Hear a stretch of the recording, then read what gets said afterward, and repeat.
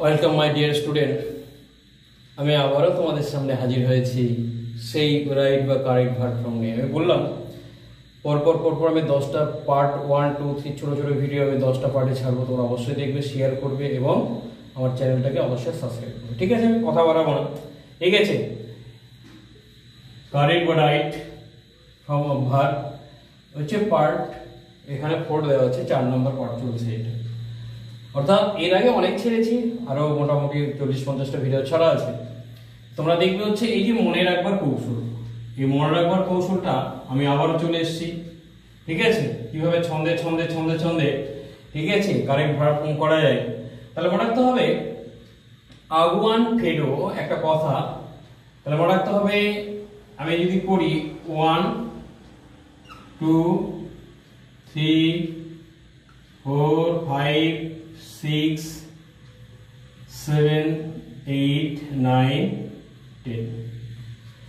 তো এই যে আগুয়ান ফেডো, এই যে শব্দটার প্রথম অক্ষরগুলো দিয়ে আমি একটা ছন্দ তৈরি করেছি এবং এরপরে প্রেজেন্ট ইনডিফিনাইট টেন্স হবে বা ভার্বের ওয়ান ফর্মটা আমি বসাবো চোখ বন্ধ করে। কি কি জিনিস?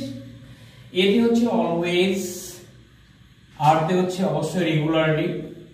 ঠিক আছে, এটা 1 নম্বর, এটা 2 নম্বর, এটা 3 নম্বর হচ্ছে জিতে হচ্ছে জেনারেলি। তাহলে 4 নম্বর কি আছে? এই 4 নম্বর আছে ইউ আছে, এটা 4 নম্বর হচ্ছে ইউতে কি হচ্ছে অবশ্যই ইউজুয়ালি।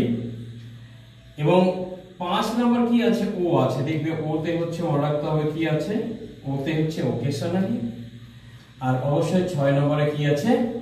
এমতে হচ্ছে কি আছে? নরমালি।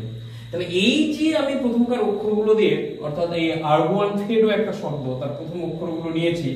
এই প্রথম অক্ষর দিয়ে অবশ্যই একটা করে ওয়ার্ড তৈরি হয়েছে, অবশ্যই ওয়ার্ড তৈরি হয়েছে। ঠিক আছে, এই লেটারগুলো প্রথমকার লেটার বা অক্ষর যেটা বলবে সেটাই রাইট। ঠিক আছে, তাহলে দ্বিতীয়টা দেখা যাক। এই ফেডোতে কি আছে? ফেডো 7 নম্বর। তাহলে মনে রাখতে হবে 7 নম্বর ফেডোতে হচ্ছে মনে রাখতে হবে ফ্রিকুয়েন্টলি।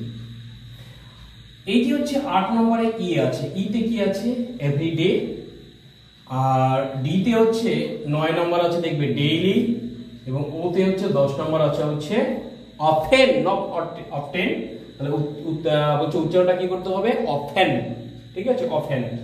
তাহলে আমি एग्जांपल দিয়ে দিচ্ছি, অবশ্যই एग्जांपल দিলে তোমাদের পরিষ্কার হয়ে যাবে। তাহলে I go and gone to school daily. অর্থাৎ এই যে ডেইলি শব্দটা রয়েছে, তাহলে ডেইলি অবশ্যই এখানে ডেইলি শব্দটা আছে। আমি দুটো एग्जांपल দিয়েছি, এরকম সবগুলোতে হাজার হাজার एग्जांपल তোমরা পাবে। তাহলে ডেইলি শব্দটা আছে, তাহলে ডেইলি শব্দ হলে অবশ্যই কি হবে? এখানে V1 বলেছে, V1 মানে হচ্ছে ভার্বের ওয়ান ফর্ম বসবে।